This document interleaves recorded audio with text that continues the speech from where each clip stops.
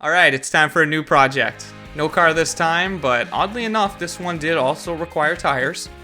So quick backstory, I bought a 2-acre property on the canal of a beautiful all-sports lake last year. I'll get into why in a future video, but for now, we're building docks. Docks are expensive. Expect to pay $1,000 to $5,000 or even more depending on size and materials used when contracting a new dock. So with this in mind, I decided to source some pre-built docks from Facebook Marketplace. Expect used docks to go really cheap. However, none of the ones that I was able to pick up came with poles or hardware, so I had to get creative for that part. I decided to go with fence posts and easily available hardware.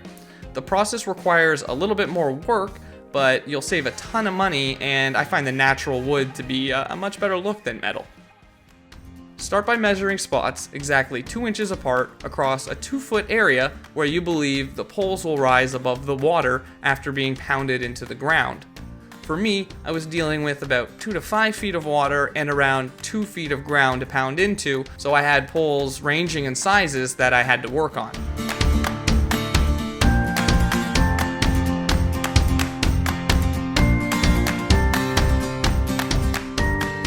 After your posts are ready, make sure to cut the docks so that the post can fit flush against it, and then drill holes 2 inches apart on the sides of the docks where you want the post to be secured. At this point, you're ready to beat the first couple of posts into the ground. I began with a cement paver, then moved to a large rock I found. Neither were very effective. I'll come back to the need for a really good hammering object shortly.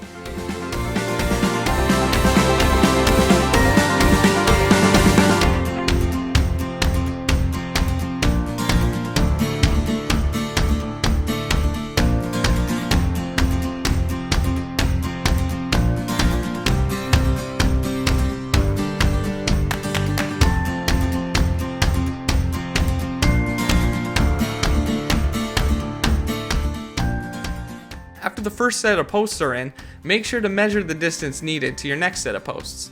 You'll want to make sure you have posts near the beginning and end of each dock section.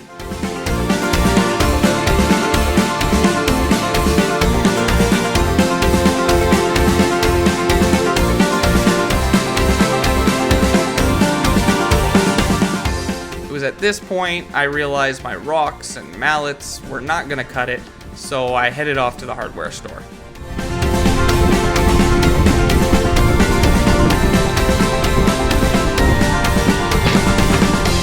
I ended up settling on a 50-pound log splitter with a flat side. It was kind of hard to handle being 50 pounds, but it was great for the job at hand.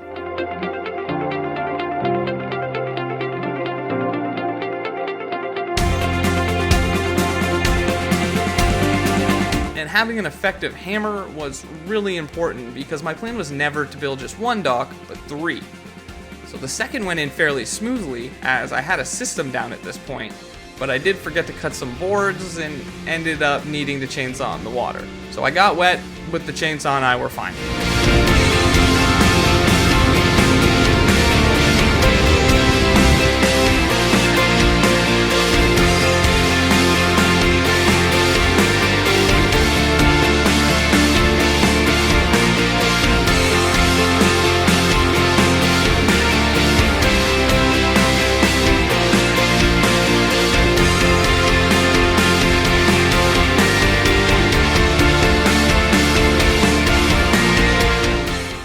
I was able to get the third dock in place fairly easily.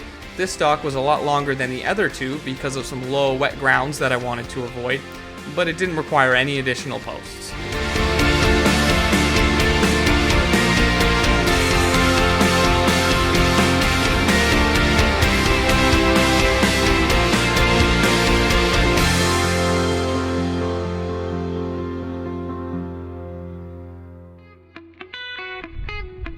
So with the docks in and all framed up, it was time to get into the touch-up work. Unfortunately, my sidekick Holly was getting pretty tired of waiting at this point and decided to head down the canal herself. Holly, this way. Holly, this way. Where are you going? Once I got Holly back, it was time to put brackets in place to secure the docks attach tires to avoid direct contact with the boats, replace some missing boards, sand down some rough spots, and add tie-down hardware. And that's it. The docks are as solid as a rock and will be ready for boating as soon as the state lifts the current ban.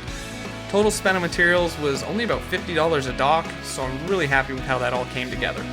I've got quite a few more projects coming from over here in this property soon, so please subscribe to see what's next, and all the best to everyone out there. I hope to see y'all soon.